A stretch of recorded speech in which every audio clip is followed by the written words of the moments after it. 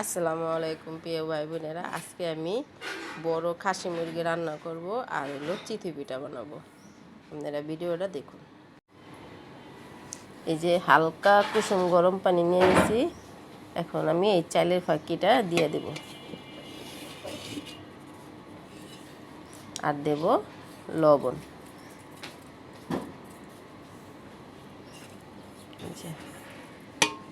দিয়া ভালো করে হাত দিয়া ছাইনা নেব।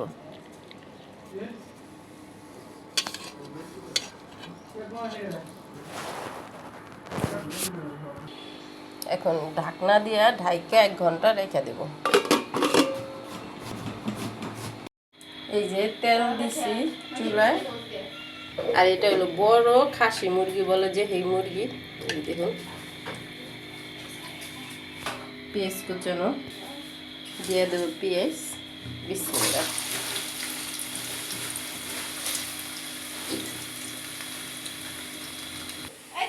আদা রসুন আর জিরা, এখানে ধইনা বাটা আছে, একটুখানি মরিচ আছে, এখানে হবে না, আর একটু মিলাবো। হলুদ প্যাকেট, মরিচ প্যাকেট। যে পেঁয়াজ ভাজাটা হয়ে গেছে, এখন আমি সব কিছু মিলাইয়া এই যে রাঁধুনি মশলাটা তো একটু মশলা দেব। এই যে এখানে এই যে এই পরিমাণে নিছি 4 চামচের 2 থেকে 2.5 চামচ হবে। যে রাঁধুনি মশলাটা দিয়ে দিছি। এই যে মশলাটা কষানো হয়ে গেছে, তেলটা সাইডা দিছে, তাই ভাববেন মশলা কষানো হয়ে গেছে, আমি গোশতগুলো দিয়ে দেব।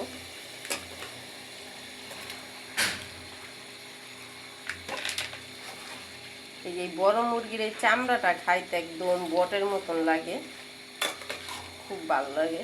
আর এই মুরগিটাও গোশের মতনই লাগে খাইতে, মানে গরুর গোশের মতন লাগে, শক্ত শক্ত তো ভালো লাগে খাইতে।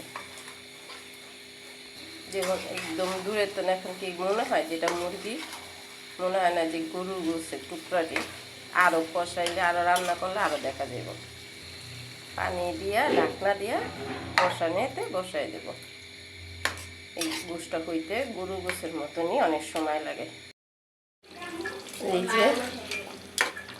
যে গোশটা কষানো হয়ে গেছে, এখন আলুগুলো দিয়ে দেবেন। নতুন আলুর সাথে গোশ দেওয়া, নতুন আলু রান্না করলে আলুটি খাওয়া হয়ে যায় ভালো। নতুন আলুর সময় গোশের আলু খাইতে খুবই ভালো লাগে, তার জন্য একটু বেশি আলুই দিলাম। আবার চিতই পিঠাইতে আলু ঝোল, এটা না হলে চিতই পিঠা খাওয়া যায় না। এই যে এখন কষাই হয়ে যাক। এই যে পানি দিলাম, কষানো হয়ে গেছে। দেখুন এখন কালারটা খুব সুন্দর আছে, রান্না হয়নি। আর আমি তো ফাঁকি মশলা দেব, চুলার নিচে ব্লেন্ডারে সব মশলা একসাথে ফাঁকি করে নেব। এই যে তরকারিটা এই চুলায় দিয়া পানি দিয়ে দিছি, এখন আস্তে আস্তে হইতে থাক। আর আমি এই পাশের চুলায় এই মাটির, এটা কিনে আনছি 60 টাকা দেয় সরাটা, আর এই মাটির খোলাটা পিঠা বানানোর জন্য। এখন চুলায় দিয়ে রাখছি গরমের জন্য। আর এই যে যেই চাইল আমি ভিজায় রাখছিলাম চাইলের ফাঁকি, এখন একটু পানি দিছি, আবার আমি এই মাঝখানে অল্প পানি দিয়ে তো গোলায় রাখছিলাম, পরে আবার বেশি পানি দিয়া আবার একটু ভিজায় রাখছি। এই যে এখন আর একটু পানি লাগবো। এই দেখুন ঘনত্বটা চেক করে দেখলাম, একটু লবণ লাগবো। এই দেখুন পিঠার ঘনত্বটা দেখুন, এই যে এরকম হইব। আর এই দেখুন এইরকম চামচের ভিতরে রাখবো, গরম করে নিচ্ছি।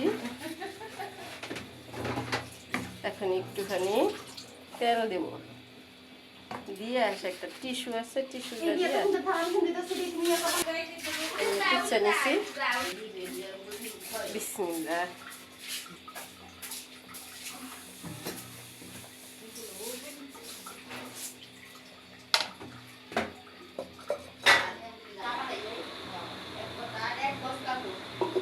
এই যে দেখুন হয়ে গেছে, নতুন আজকে কেনা খোলাটা, তারপরও মাশাআল্লাহ দিলে ভালো হইতাছে।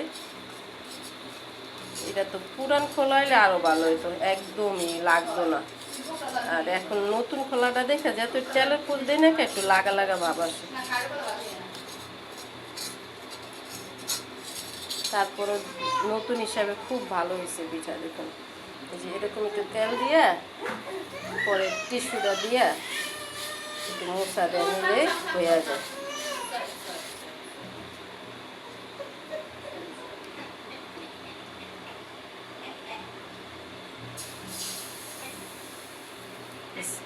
এইটা দেবো না, এটা একটু ফাঁক রাখছে আমার ঘরে, একটা পুরানো ছিল বড়, ওইটা দেব। দেখুন পিঠাটি কত সুন্দর হয়েছে, মশলা দিলে দেন জালি জালি বাপাইছি দেখুন একদম। এই পিঠা ভিজাইলেও অনেক সুন্দর দেখা যাবে। দেখুন এই পিঠটাও কত সুন্দর। এই যে 3টা পিঠা বাজছি, 3টা পিঠা এই জালি জালি। এই দেখুন, এই যে দেখুন এইটা একদম সব থেকে প্রথম পিঠাটা, 3টা পিঠা এইটা হলো প্রথম। দেখুন একদম বাইঙ্গাও দেখাই কত সুন্দর হয়েছে। আর এই পাশে দেখুন মুরগির গোছের কালারটা দেখুন কত সুন্দর আছে।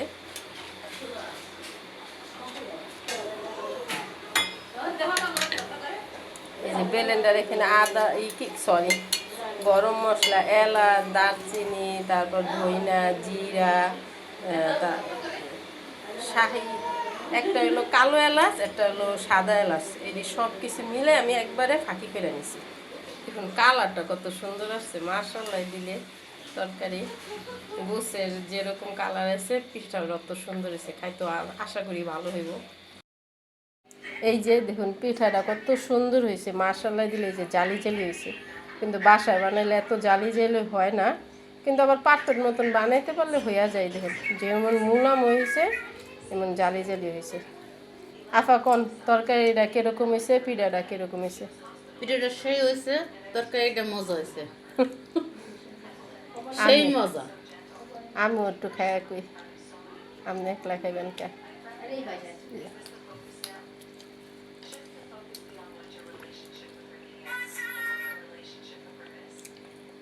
না পিঠাটা অনেক কি হয়েছে, কিউট মজা। হ্যাঁ, আর কিন্তু যে জালি ভাবটা হয়েছে এটা কিন্তু গ্যাসের চুলা হইতে চায় না সহজে।